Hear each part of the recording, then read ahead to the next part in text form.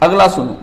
کہتے ہیں حضرت معاویہ کی حکومت کو آپ کیا کہتے ہیں؟ سوال پوچھا، لکھا حضرت معاویہ کی حکومت بنص نبوی صلی اللہ علیہ وآلہ وسلم ملک عزوز ہے۔ انہوں نے کہا حضور نے کہا، میں نہیں کہتا، نبی نے جو کہہ لیا ان کے بارے میں نے بھی وہی کہہ لیا، پکا وہابی ہوں، قیاس نہیں کرتا میں۔ پچھلی دفعہ نص سمجھائی تھی نا، ایک ہوتی نص قرآنی، ایک ہوتی نص حدیث۔ قرآن کی آیت کو نص کہتے ہیں، ٹھیک ہے، اور حدیث کو پھر ادھر سے نص حدیث کی، یہ حدیث سے مسئلہ ثابت ہے، یہ قرآن کی نص قرآن کی آیت سے مسئلہ ثابت ہے۔ تو کیا اللہ شاہ ولی اللہ کیا لکھتے ہیں اس کے بارے میں؟ کہتے ہیں جن کو آپ کہتے ہیں کہ آپ برا بلا کہتے ہیں ان کو، تو کہتے ہیں چلو میں اس کو کہیں کہہ دیا کسی بات پر کہ شاہ صاحب نے یہ مسئلے غلط کیے ہیں، تو انہوں جن کی آپ حمایت کرتے ہیں انہوں نے لکھا ہے حجت اللہ البالغہ جلد 2 صفحہ 213 میں، یہاں تک کہ حضرت معاویہ کی خلافت کا استقرار ہوا اور اسی کی طرف حدیث ہدنہ علی الدخن کو دورت کے ساتھ صلح میں اشارہ ہے، اس میں وہ معروف اور منکر دونوں تھے، اس لیے کہ وہ بادشاہوں کے طرز پر تھے، لا علی سیرت الخلفاء، خلفاء کی طرز پر اور سیرت پر نہ تھے۔ اس لیے اچھا، اور تنقیح روا، یہ جو تنقیح روا مشکات شریف کی شرح، یہ اس نے جو اس کے اوپر کام کیا تعالی حنیف بجیانی الاعتصام جنہوں نے نکالا تھا، یہ حافظ صلاح الدین یوسف کے استاد ہیں، انہوں نے کیا لکھا یہ سن لو۔ اردبیلی کہتے ہیں یعنی خلفائے راشدین کے بعد کٹ کھانی ملوکیت ہوگی، یعنی زور زبردستی اور جبر کے ذریعے سے حاصل کی جانے والی۔ لسان العرب میں ہے کہ عزوز مبالغے کا صیغہ ہے، اور ملک عزوز وہ سختی والی حکومت ہوتی جس میں شدت اور جبر ہوتا ہے۔ ایک روایت میں ثم یکون ملوک عزوز لکھا ہے، عین کے پیش کے ساتھ، اس بالکسر کی جمع ہے، اور یعنی خبیث شریر ایسے ملوک ہوں گے جو لوگوں پر ظلم کریں گے، ناحق ایذا دیں گے۔ یہ بات غالب صورتحال کے لحاظ سے ہے، لہٰذا عمر بن عبدالعزیز جیسے حکمرانوں کے بارے میں اشکال نہ کیا جائے، وہ تو عادل تھے، یہاں تک کہ عمر ثانی کے لقب سے پکارے گئے، ان کے حالات مشہور اور مناقب کتابوں میں درج ہیں۔ صلاح الدین یوسف کا استاد یہ لکھ رہا ہے، وہ ناسبی کا، اس کا بھی آج پڑھنا ہے، آج آپ کو میں نے چیزیں دکھانی۔ امام ابن کثیر ابن ساکر کے حوالے سے فضیل بن ایاز کا قول ہے کہ معاویہ صحابہ اور علماء کبار میں سے ہیں، لیکن حب دنیا میں مبتلا ہو گئے تھے۔ البدایہ والنہایہ صفحہ 96 جلد 8 کھول کے پڑھ۔ امام ذہبی حضرت معاویہ کے بارے میں فرماتے ہیں، اس شخص نے کمال عقل، فرط حلم، وسعت صدر، تدبیر اور رائے کی قوت سے دنیا پر راج کیا، تاہم ان کی لغزشیں بھی ہیں جس کا فیصلہ اللہ کے ہاں ہوگا۔ ہے جی، یہ پھر انہوں نے پھر اسی کی جلد سیر اعلام النبلاء جلد 4 صفحہ 73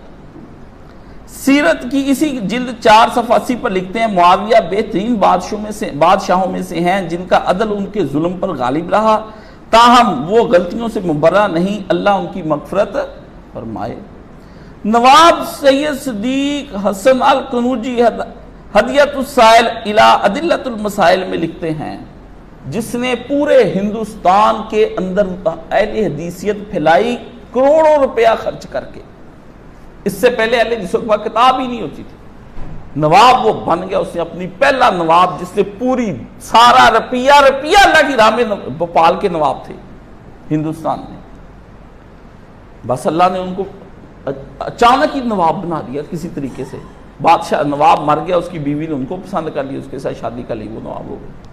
وہ پکے ہی اہل حدیث سے، انہوں نے بیٹھتے پورے ہندوستان کے اندر جو ہے نا پہلا کام کیا، پورے عرب سے کتابیں، یہ فتح الباری، یہ جتنی بھی آپ کو نیل الطار امام شوکانی کی ملتی لے کے اس نے سیٹ بنا کھربوں روپیہ آج کا بنتا ہے، سونے کی اشرفیاں تول کے کتابیں لے کے انہوں نے نا اللہ کی راہ میں، اس کے پاس تھی، اس نے کہا سونے کی اشرفی سے تول کے دوں گا، انہوں نے کہا سونے کی اشرفی سے تول لیں گے ہم۔ جنہوں نے دین پھیلانا ہوتا ہے، جنہوں نے دین نہیں پھیلانا انہوں نے یاشیاں کرنی ہیں، وہ اوپر بیٹھ کے بھی یاشیاں کرتے ہیں، اپنی دولت کو اللہ کی راہ میں پھیلا جاؤ۔ آج نواب کو سارا ہندوستان جائے، پہلا ترجمہ نواب وحید الزمان کو اس نے کہا کر ساری کتابوں کا ترجمہ، روپیے میں لگاؤں گا، بیٹھ جائے ادھر، کوئی تو نے روزی روٹی نہیں کمانی۔ نواب بیٹھ گیا، پہلا اردو ترجمہ کتابوں کا سب سے پہلے اہل حدیثوں کا انہوں نے کیا، قرآن کا بہترین ترجمہ انہوں نے کرایا، ہر شے اس نے کرائی، کمال اس نے اچھے عالم ہندوستان میں کہا بیٹھ جاؤ، خرچہ میرے ذمہ، کام کرو، سارے کام کروایا۔ آپ سارے شیعہ آج تک اپنی کتابوں کا صحیح ترجمہ نہیں پیش کر سکے، اپنی حدیثوں کا آپس میں لڑی جا رہے ہیں اور صحیح بھی نہیں چھپتا۔ آپ اہل سنت اتنے اپ ڈیٹ ہیں کہ آپ نے اب تو 150 سال سے زیادہ کا عرصہ ہو گیا، آپ نے 150 سال پہلے اپنے ترجمے کر لیے تھے۔ یہی تو مولویوں کو مسئلہ ہے کہ وہ کہتے ہیں ترجمے پڑھ گئی ساری، امام محمد علی مرزا ترجمے دسی جاندہ، انہوں عربی نہیں ہوندی، چھاٹا عربی نو جو ترجمہ کر کے پڑھن دے لوکاں، عربی تینوں ہوندی تو کی کر لے ہوتا ہی۔ اللہ اکبر۔ نواب صاحب کہہ لے گویم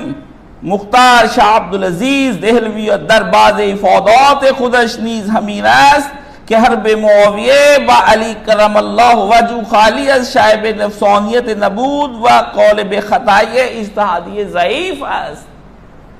میں کہتا ہوں کہ شاہ عبدالعزیز دہلوی رحمت اللہ نے اپنے افادات میں اس بات کو ترجیح دی ہے کہ معاویہ کی علی کے ساتھ جنگ نفسانیت سے خالی نہیں تھی اور اجتہادی خطا کا قول ضعیف ہے۔ جو کہتا ہے ان سے اجتہادی غلطی ہوئی ہے، نہیں، چوز کرنے میں غلطی ہوگی، انہوں نے کہا نہیں، ان کو پورا پتا تھا یہ غلط ہے، وہ غلط جان کر کی ہے۔ یہ نواب صدیق حسن لکھتا ہے۔ مولوی ساگ پھر اہل حدیث نہ ہوتا تو پھر وہ کیا کرتا؟ دنیا کے لیے لڑنے کی نسبت ایک جلیل القدر صحابی عبداللہ ابن زبیر کی طرف ایک دوسرے صحابی ابو البرزہ الاسلمی نے کی ہے۔ صحیح بخاری معرفت الباری صفحہ نمبر 69 13ویں جلد، کیا کہ انہوں نے ایک صحابی رسول عبداللہ بن زبیر کو یہ کہا، وہ جنگ لڑے تھے نا اس دور میں، تو انہوں نے اس کے بارے میں لکھا وہ جو مکہ میں ہے با خدا وہ دنیا کے لیے لڑ رہا ہے، ان یقاتل الا علی دنیا، وہ دنیا کے لیے لڑ رہا ہے۔ انہوں نے کہا صحابی کو کہا ہے انہوں نے۔ قرآن مجید کی سورہ آل عمران میں شرکائے عہد صحابہ کے بارے میں قرآن کی آیت ہے کہ منکم من یرید الدنیا، تم میں سے بہت سے جنگ اس لیے لڑنے جا رہے ہیں کہ ہمیں دنیا کا مال وہاں سے حاصل ہو، یہ قرآن کی آیت ہے۔